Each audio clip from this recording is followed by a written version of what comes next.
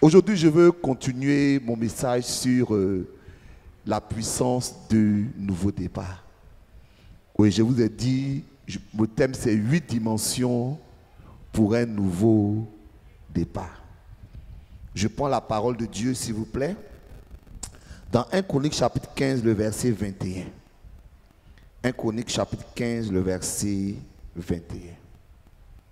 Il est dit, et Matitia, Eliphélé, Mikneja, Obed-Edom, Jéel et Azaria avaient des harpes à 8 cordes pour conduire le chant. Je vais reprendre 1 Chroniques 15, 21. 1 Chroniques 15, 21. Nous allons, dans le futur, on va tout faire pour avoir au moins un écran pour pouvoir projeter les textes. Voilà, Dieu nous fera cette grâce. Donc 1 Chroniques 15, 21. Et Matitia, Eliphélé, Mikneja, Obed-Edom, Jéel et Azaria avaient des harpes à 8 cordes pour conduire le chant. Que Dieu bénisse sa parole.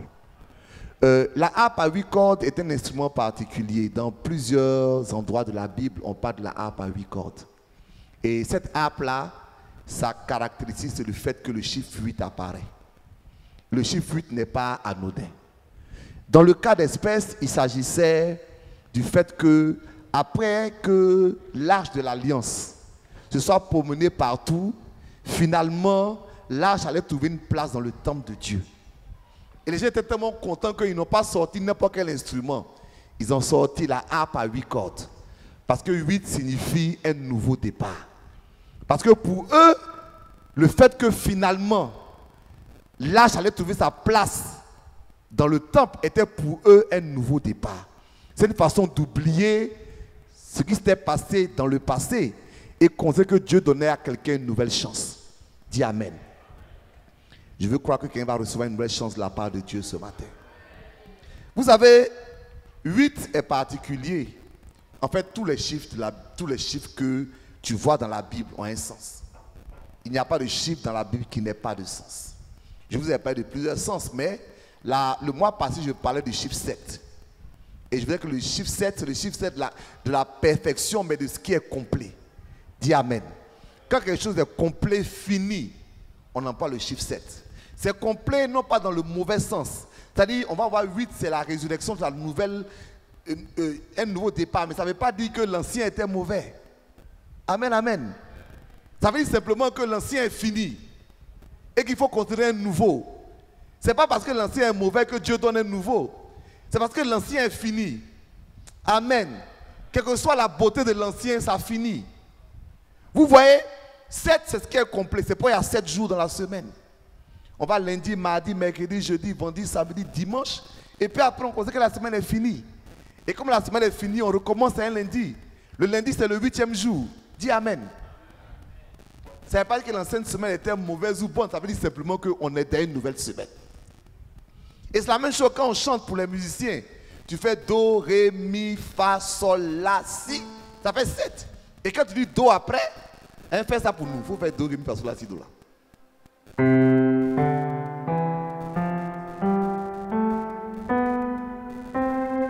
Le dernier que vous entendez là, c'est la 8e note. Et c'est un Do. La seule différence, c'est qu'on recommence encore. Mais le deuxième Do, il est plus grand que le premier Do. Je veux croire que si Dieu te donne un nouveau départ, c'est pour t'amener dans une dimension plus grande. Dis Amen. Dis Amen. Et c'est de la même manière que les 7 couleurs de l'arc-en-ciel. Il y en a 7.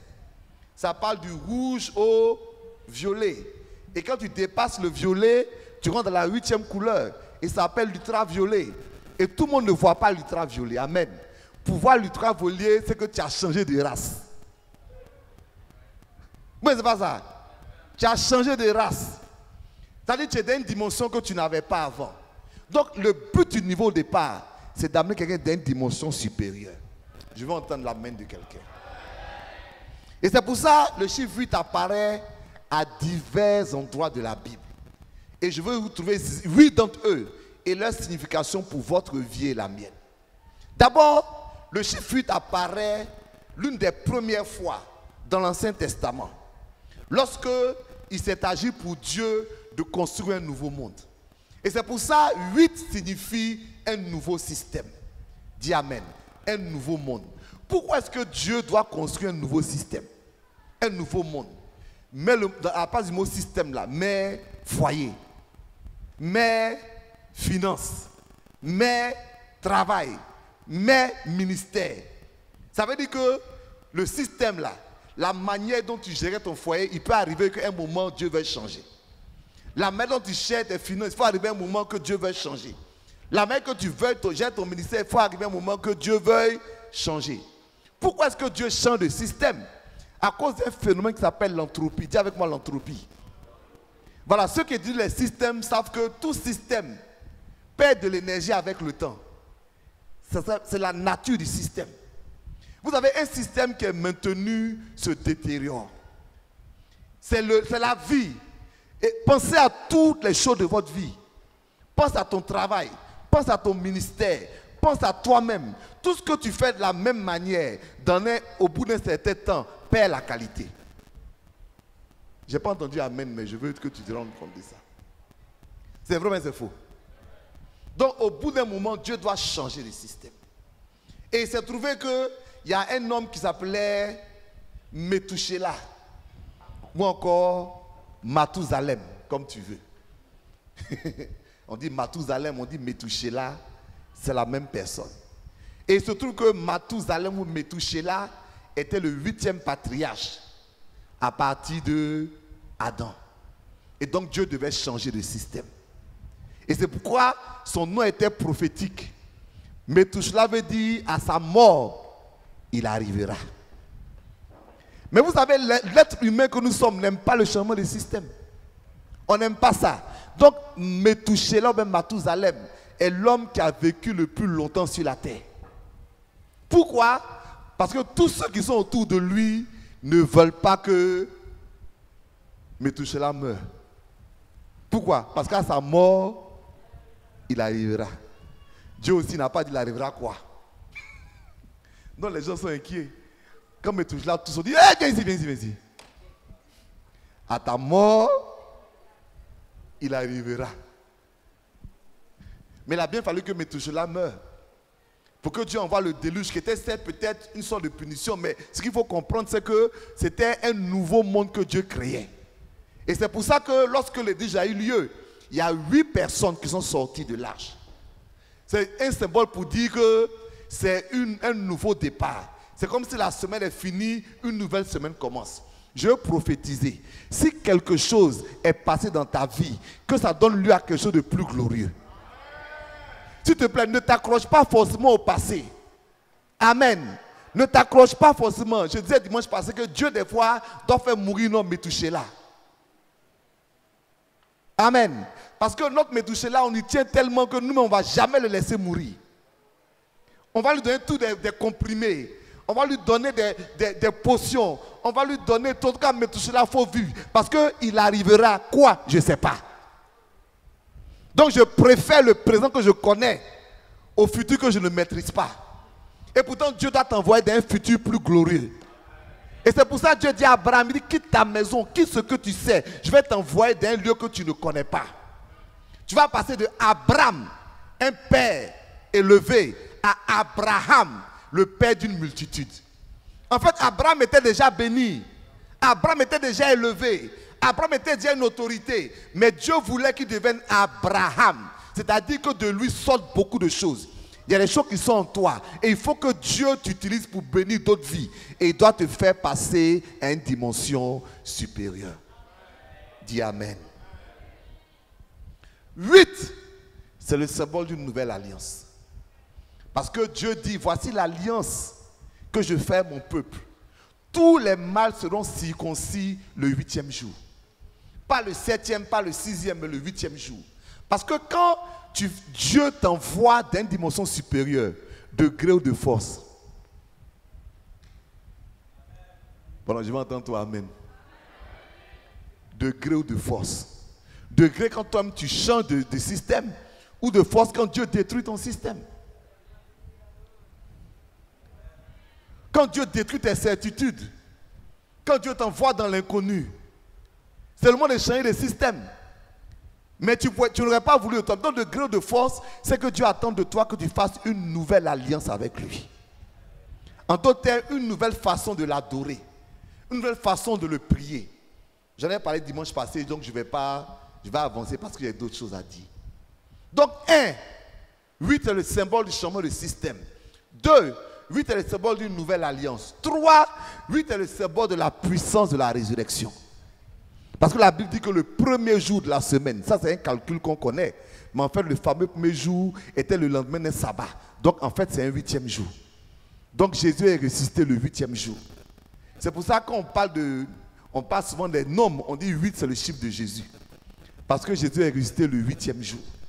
Le temps est fini, il vient développer une nouvelle alliance.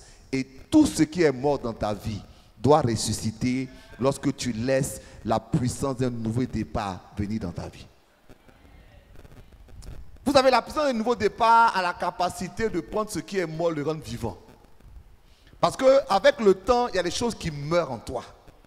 Il y a des choses que tu n'as même plus envie de faire. Il y a des choses que tu as oubliées. Il y a des choses même que tu n'as plus l'énergie pour faire. Mais quand tu prends un nouveau départ, quelque chose se passe dans ta vie. Vous savez, la Bible dit que ceux qui se confient en l'Éternel, ils sont comme quoi? Ils sont comme l'aigle. Ils renouvellent leur force. Et je vous expliquais que la force de l'aigle, c'est que quand le temps vient, lui-même il va sur un rocher, il tape son bec, il enlève ses plumes, de sorte que de nouvelles plumes puissent venir. Tes anciennes plumes empêchent la nouvelle de venir. Que Dieu apporte la puissance de la résurrection dans tout ce qui est mort dans ta vie. Quatrièmement, je vous ai dit que 8, c'est la puissance de la transformation, de la transfiguration. Parce que 8 jours après que Pierre ait déclaré à Jésus, tu es le Fils, tu es le Christ, le Fils de Dieu. 8 jours après, il a pris Pierre et les autres et il les a envoyés sur une montagne et il a été transfiguré. Qu'est-ce que ça veut dire pour toi? Que si tu laisses Dieu te donner un nouveau départ, il va changer ta personne, ta personnalité et même ta situation. J'entends pas bien amen, mais c'est pas grave.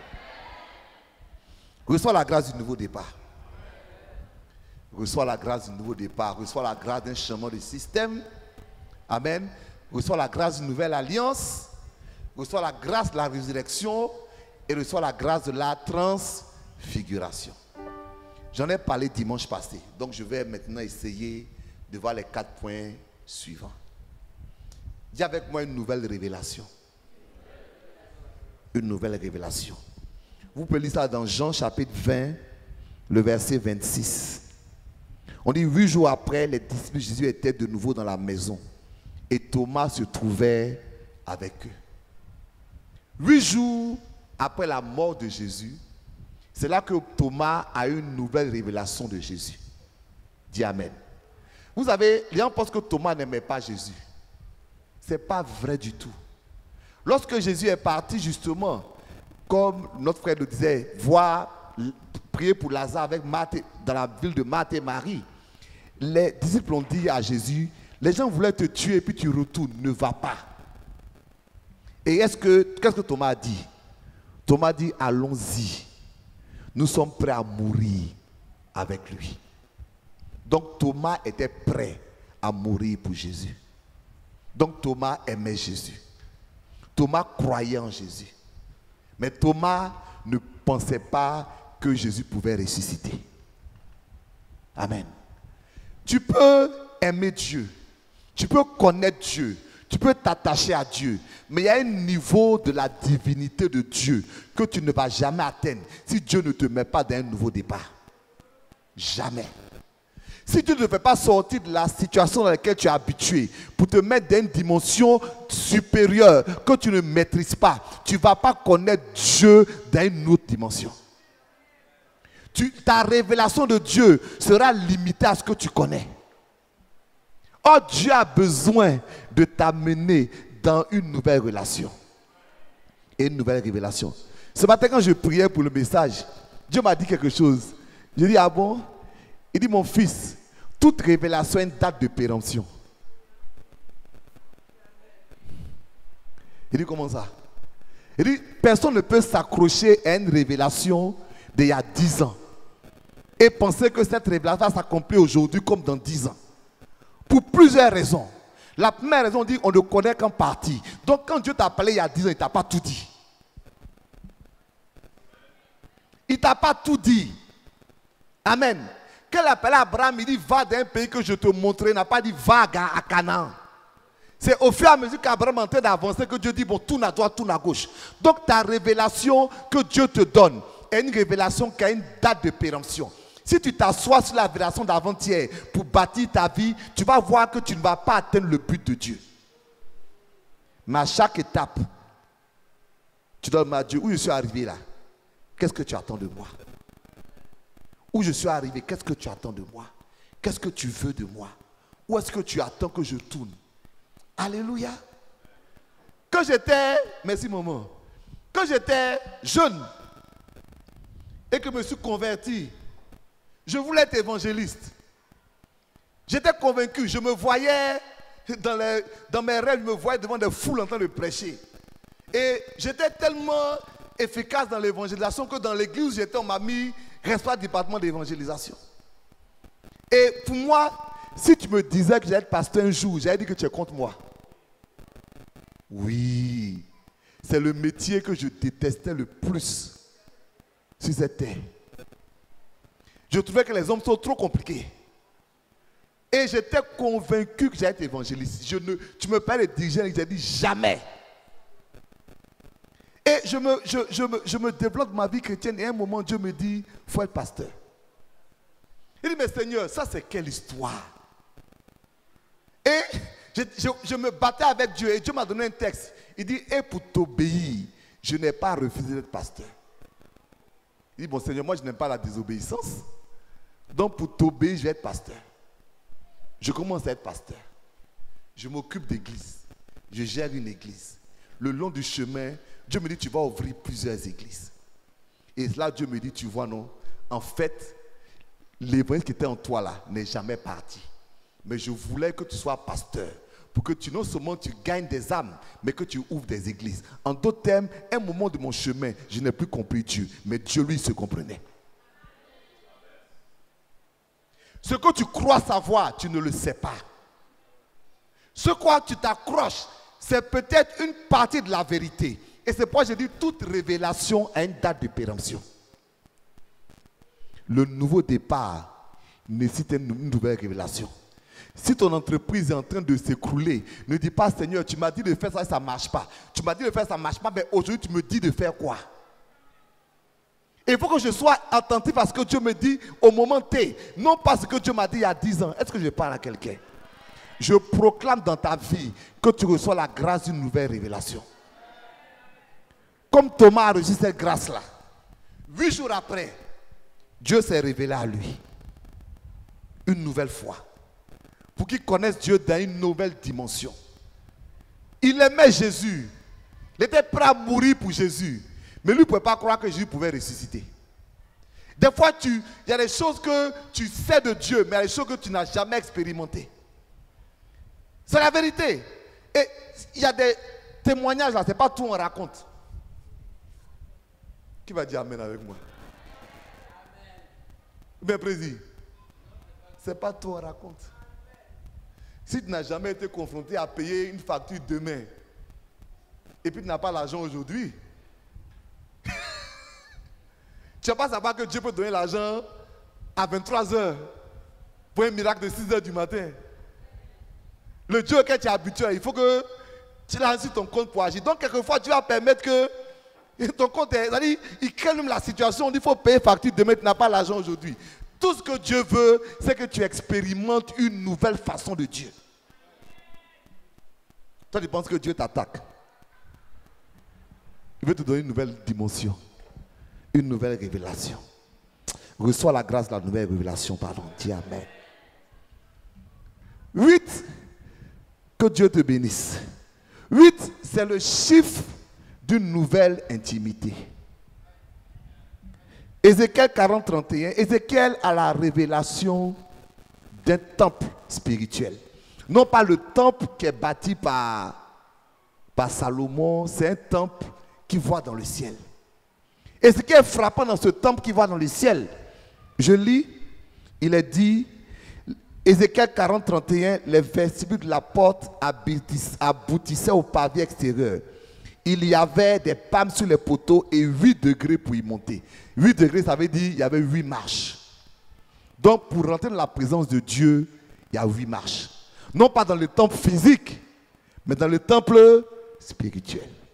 Dieu considère que celui qui n'est pas capable d'expérimenter un nouveau départ ne pourra jamais expérimenter une vraie intimité avec Dieu. Si quelqu'un veut témoigner, c'est les situations où Dieu te fait sortir de l'habituel et te lance dans l'inhabituel que tu expérimentes l'intimité avec Dieu. Ça, c'est vraiment faux. C'est les situations. L'être humain est tel que si l'être humain est dans un schéma auquel il est habitué, sa vie de prière diminue. Quel que soit son amour pour Dieu, sa vie d'intimité va diminuer. Ça va diminuer. Et c'est pour ça que Dieu ferme une boucle. Il ferme une boucle, pardon. Il ferme un cycle. Des fois, il prend notre métouché là. Des fois, il nous amène dans une nouvelle dimension. Il nous donne une nouvelle alliance pour développer une nouvelle intimité avec Dieu.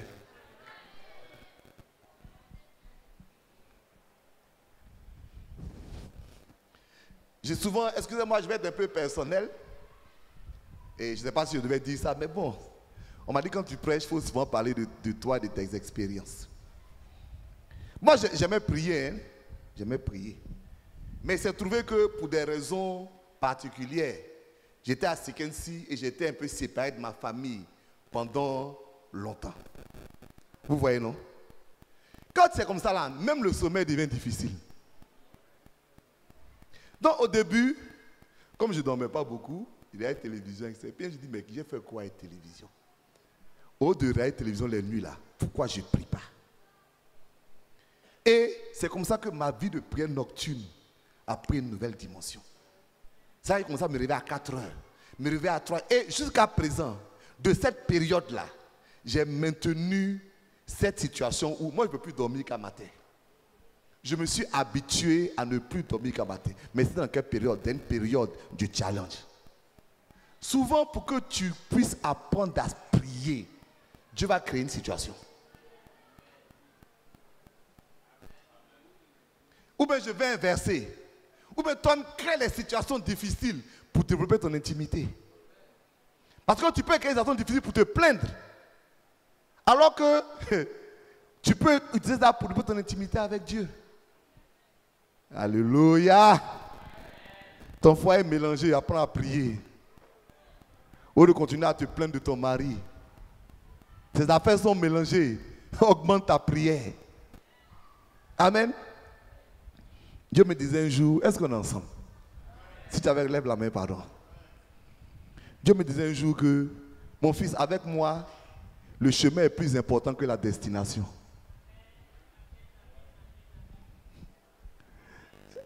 Tu comprends la profondeur de ça? Le chemin est plus important que la destination. Toi, tu veux que ton entreprise marche. Or, ce qui intéresse Dieu, ce n'est pas le fait que ton entreprise marche, c'est le chemin que tu vas prendre pour que ton entreprise marche là. C'est plus important que ton entreprise marche. Le chemin est plus important. C'est pourquoi la destination peut prendre du temps. Parce que pour Dieu, le chemin est plus important que la destination.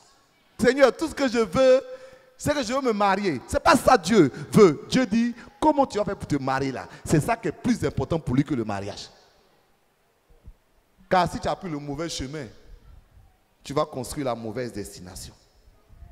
Bon, sois béni ce matin. Merci mon fils. Le chemin est plus important que la destination. Quand Dieu te donne une destination, il ne faut pas t'intéresser, pense principalement au chemin. Et pourquoi, s'il me permet? Parce qu'une fois que tu connais le chemin, tu peux arriver à toutes les destinations. C'est vrai, mais c'est faux. Mais si tu n'as pas appris le chemin, une fois que la destination change, tu es embrouillé. Quand tu as appris le chemin d'une destination et que Dieu t'a envoyé dans le chemin, quand tu es dans un nouveau challenge, ton cœur est tranquille. Bien aimé, gérer l'église comme celle-là, si ce n'est pas parce que j'ai appris le chemin, j'allais faire crise cardiaque. Non, je ne parle pas de vous, même ne serait-ce que la construction, le terrain. C'est-à-dire, j'allais faire crise cardiaque, mais je connais le chemin. Non, je m'en fiche de la destination. Si Dieu me dit aujourd'hui, il faut construire un immeuble d'1 milliard, il dit, il n'y a pas de problème. Je n'ai pas 5 francs, mais je connais le chemin. Ou bien, je connais le chemin. Quand tu as appris à prier pour une situation A, quand B se présente, tu es tranquille. Il n'y a pas de problème, je connais le chemin. Car le chemin est plus important que la destination. Sois béni. Septièmement, la puissance d'un nouveau départ est une puissance d'élévation. Je vais lire un texte pour nous faire comprendre ça. Michée chapitre 5, le verset 4. Il dit, c'est lui qui ramènera la paix lorsque l'Assyrien viendra dans notre pays et qui pénétrera dans nos palais. Nous ferons lever contre lui 7 pasteurs et 8 princes du peuple. Donc, Dieu dit que quand il veut que le combat devienne plus efficace, il transforme les 7 pasteurs en 8 princes. Le mot pasteur, il ne faut pas comprendre comme pasteur prédicateur. Hein. Ça veut dire qu'il va transmettre 7 bergers. Amen. Des gens qui font promener les moutons, comme ceux qui font promener les bœufs ici. Là. Donc il va prendre 7 comme ça et il va les transformer en 8 princes. Donc le nouveau départ transforme le berger en prince. Dis amen. En fait, ce que j'ai compris chez Dieu, c'est que toute puissance d'un nouveau départ est une puissance d'une nouvelle dimension. Pardon, il faut dire amen avec moi. Pardon, dis amen, parce que ce que je vais te dire va peut-être t'étonner. C'est pour ça, si tu n'as pas de problème, c'est que Dieu ne va pas t'envoyer de nouvelles dimensions. Il ne faut pas dire amen, mais c'est pareil. Je peux répéter ce que j'ai dit. Si Dieu ne crée pas un mélange de ton système actuel, donc souvent, Dieu te donne des petits appels pour dire change de système. Mais tu ne veux pas. Tu ne veux pas. Hein?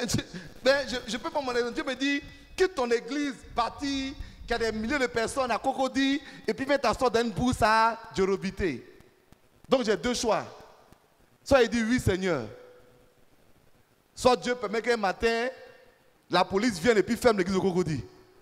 Non, ou bien c'est pas comme ça. Et puis j'ai commencé à dire, hey, vraiment, le diable n'a rien à voir dedans. Le diable n'a rien à voir dedans. Le diable dit, Dieu dit, je veux changer, je veux que tu changes de système. Pourquoi? Parce que je veux t'amener à une dimension supérieure. Je veux dire à quelqu'un, si tu as une épreuve que tu traverses, que tu ne comprends pas, qui te fait changer de réalité, ne prends pas l'épreuve comme un problème. Considère Dieu veut faire de toi qui étais un berger, il veut faire de toi un prince. Prends la chose comme ça. Dis Seigneur, merci de faire de moi un prince. Amen. Je dis toujours aux gens, je dis écoute, tes amis vont t'accompagner, tes ennemis vont te projeter. Ça là, je veux répéter ça. C'est bon d'avoir des ennemis. C'est bon d'avoir des gens qui sont contre toi. Il ne faut pas leur en vouloir. Ils sont là pour t'amener dans une dimension supérieure parce que naturellement, aucun homme, aucune femme ne veut changer de système. Ça n'existe pas. Aucun homme, aucune femme ne veut changer de système. Aucun homme, aucune femme ne veut se trouver dans une situation qu'il ne maîtrise pas. Aucun homme, aucune femme ne veut se trouver dans une situation nouvelle. À sa mort, il arrivera. Il va arriver quoi? Il va arriver quoi? Moi, je préfère me toucher là que je connais ici. Tu me dis, il va arriver quoi? Hein? Je vais lui donner un peu de comprimé. Tu vois bien qu'il est malade, hein? Mais tu dis non, il faut qu'il vive. Tu vois bien que ce que tu es en train de faire ne marche plus, mais ce n'est pas grave. Il faut que je continue. Je veux dire quelque chose. Les gens qui réussissent, n'est-ce pas, des fois, ils ne changent même pas de poste, ils peuvent même changer de profession. Je ne sais pas si tu comprends ce que je veux dire. La flexibilité, la capacité de s'adapter aux nouvelles réalités est la force de toute personne qui réussit. Que ce soit dans le monde naturel comme dans le monde spirituel. Celui qui ne peut pas s'adapter, quand son monde est bouleversé, il s'écroule. Or, ton monde sera bouleversé. Ce n'est pas quelque chose de négatif. Ton monde, il est général. Il y aura forcément une dimension de ton monde qui va s'écrouler. Il y aura une dimension de ton monde qui va s'écrouler. Et je dis, pas pour que tu sois pleureur ou bien dans la douleur. C'est pour te dire que considère que Dieu veut t'amener dans une nouvelle dimension. Dis Amen. J'espère que le message est rentré.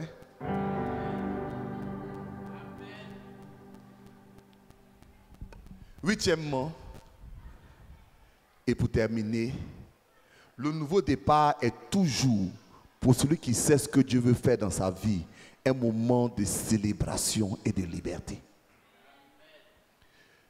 La Bible nous parle d'une année qui s'appelle le jubilé. Vous pouvez lire ça dans divers textes de la Bible. Je peux vous en donner un si vous voulez prendre note. Lévitique 25, le verset 8 au verset 10. Il dit, tu compteras 7 sabbats d'année. 7 fois 7 années. Et le verset 10, vous sanctifierez la 50e année. Donc en fait, il y a une 8e année qui est spéciale.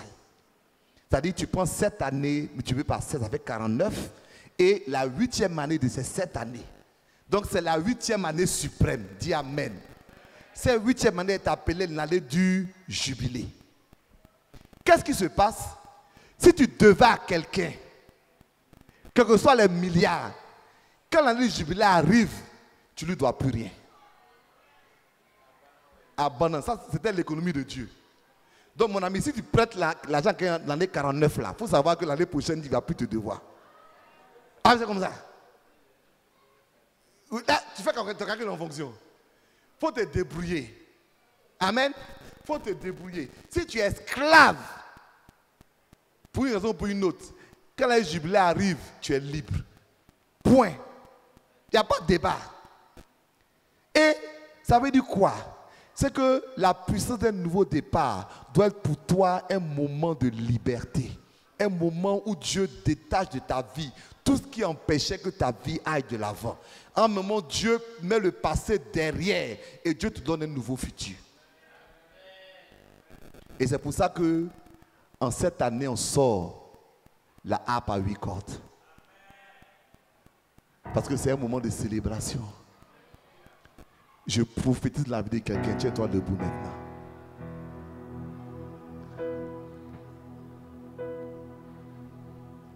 Je prophétise dans ta vie que ce 8e mois soit un mois d'un nouveau départ. Un nouveau départ. Je ne sais pas si tout va bien, mais même quand tout va bien, sois capable de dire à Dieu comment est-ce que ça va aller mieux. Sois capable de te mettre à la disposition du Seigneur. Parce que Dieu veut changer un système, une façon de faire, un environnement. Peut-être tu as traversé ou tu traverses un temps difficile. Prends ce temps difficile comme Dieu est en train de remettre les compteurs à zéro. Quand ce matin Dieu me disait, mon fils, toute prophétie, toute révélation a un temps de péremption, je lui disais, donc c'est comme la nourriture alors. Ça y est, c'est gâté. Il dit non, c'est pas comme la nourriture. Il dit c'est comme un logiciel. Au temps de péremption, le logiciel n'est pas gâté, mais il faut le mettre à jour. C'est pas comme la nourriture, mais c'est comme le logiciel. C'est-à-dire régulièrement, mets-le à jour. Car si tu ne mets pas à jour, ça va être obsolète. Tu auras dans ta main quelque chose que tu ne pourras plus utiliser. Je veux ce matin que Dieu mette quelque chose à jour dans ta vie. Alléluia. Que tu aies traversé des temps difficiles ou des temps bons, que Dieu mette quelque chose à jour dans ta vie. Que ce soit un temps de remise à jour. Et c'est aussi un temps de questionnement. Dis Amen. C'est-à-dire, il ne faut pas forcément penser que des relations doivent durer éternellement. Non, non, non. Il y a des gens qui sont venus dans ta vie pour un temps. Dis Amen. Quand ça ne va plus, laisse-les partir. Dis Amen. Laisse-les partir. Parce que ton logiciel a besoin d'une mise à jour. Il y a des activités qui sont dans ta vie pour un temps. Seigneur, quand le temps n'est plus, ne dis pas c'est ce que je sais faire. Non, non, non. Laisse ça partir. Parce que Dieu est capable de donner quelque chose d'autre. Quel que soit ce que tu traverses, considère que Dieu veut te donner un nouveau départ. Un nouveau départ. Ce mois-là, je prophétise que Dieu donne une nouvelle révélation. Un nouveau système. Une nouvelle intimité. Une nouvelle alliance. Une nouvelle élévation. Que ce soit pour toi un temps de jubilé. Pour que Dieu te permette de le célébrer dans sa totalité. Reçois la grâce, reçois la grâce. Lève la main. Lève la main. Je vais prier pour toi. Et je vais prier pour toi. Parce que j'étais chez Gadji Abraham. Et puis il a rappelé quelque chose que j'ai dit un jour. Et j'ai dit c'est vrai, c'est moi qui avais dit ça. Mais j'avais oublié que j'avais dit ça. Et ça m'est revenu. Je lui avais dit un jour que quand Dieu donne la révélation de quelque chose à quelqu'un, il lui donne l'onction de cette chose. Il m'a dit, Bishop, il m'a dit ça, je dis c'est vrai. Ça veut dire quoi? C'est que quand Dieu explique un message à quelqu'un et que la personne sort le message, c'est qu'il y a l'onction de ce message avec le message. Dis Amen. Donc c'est pour ça que je veux que tu lèves les mains pour que je prophétise dans ta vie un nouveau départ. Un nouveau départ. Selon la volonté que Dieu a pour toi, selon le plan que Dieu a pour ta vie, je prophétise un nouveau départ. Éternel des armées, merci pour tes enfants. Ce matin, je prophétise un nouveau départ. Seigneur, si tu m'as donné la révélation de ce message, c'est que tu me donnes l'onction de ce message. Que quelqu'un reçoive un nouveau départ dans son ministère, dans son foyer, dans ses finances, dans sa famille, dans ses activités, dans sa santé. Quelqu'un reçoit un nouveau départ. Que ce soit le domaine de sa vie où il en a besoin, tu lui donnes cette grâce du nouveau départ. Merci de le faire au nom de Jésus. Amen. Acclame très fort le Seigneur.